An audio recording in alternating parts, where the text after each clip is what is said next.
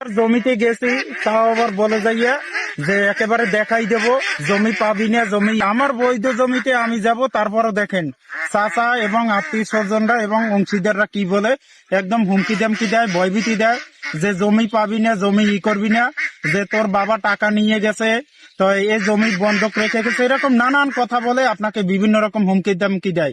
কি দেয় না? অবশ্যই দেয়। এজন্য যারা এরকম করে, চাচা বা অংশীদাররা এরকম বিভিন্ন রকমের আপনার বৈধ জমিতে যান, এরকম যে হুমকি দামকি আপনাকে দেয়, আপনি অবশ্যই তাদের বিরুদ্ধে আইনগত ব্যবস্থা নিতে পারবেন।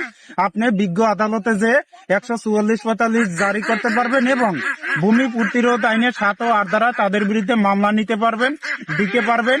এবং আরেকটি কথা হলো, আপনাকে যে বিভিন্ন রকমের হুমকি দামকি দিয়েছে, আপনি এটা কি করতে পারবেন, জিডি করতে পারবেন।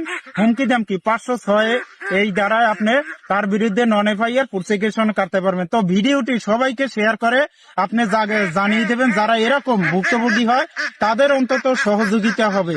সবাই ভালো থাকবেন, সুস্থ